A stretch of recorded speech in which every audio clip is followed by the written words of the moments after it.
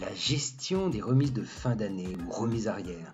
Le saviez-vous, dans Sagix3, vous pouvez gérer des règles de RFA tant au niveau des clients qu'au niveau des fournisseurs. Vous pouvez définir des règles de calcul de RFA, puis à partir de ces règles, des fiches de suivi au niveau du groupe et des magasins sont générées et vous avez la possibilité de générer des avoirs ou des provisions comptables en fonction des résultats obtenus.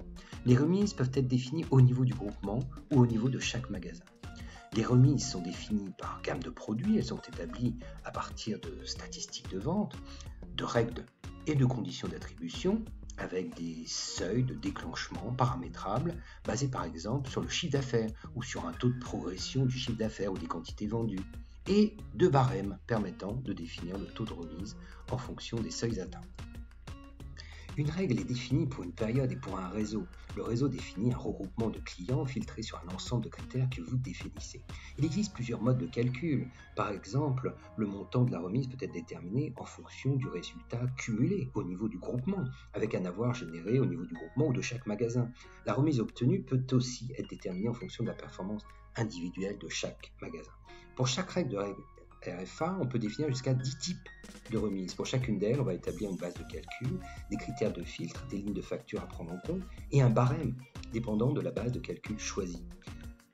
La remise peut être basée par exemple sur un chiffre d'affaires ou sur le volume des ventes ou encore par exemple un taux de progression. On peut indiquer une condition minimale de déclenchement. Les remises peuvent être définies en pourcentage ou en montant. On prendra en compte que certains articles. Et vous avez aussi la possibilité d'ajouter des critères permettant d'inclure ou d'exclure des lignes de facture. Vous pouvez aussi définir des conditions de remise basées sur des seuils par famille de produits ou par article ou tout autre assortiment. Depuis chaque règle, on accède aux fiches de suivi permettant de suivre l'avancement et le niveau de remise pour chacune des règles, pour le groupement et pour chaque magasin rattaché au réseau.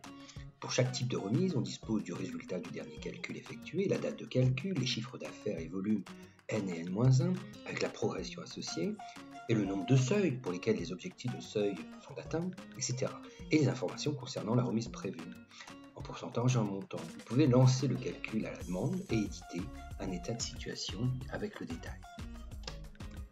En conclusion, nous avons vu comment Sagix3 permet de paramétrer vos règles de remise arrière et de calculer et suivre le montant des remises tant au niveau de vos clients que de vos fournisseurs. Cette solution vous est proposée sous forme d'un add-on, alors renseignez-vous. Voilà, c'était notre tuto Le saviez-vous qui vous a permis de découvrir comment gérer et calculer automatiquement vos remises de fin d'année. À bientôt pour de nouveaux tutos.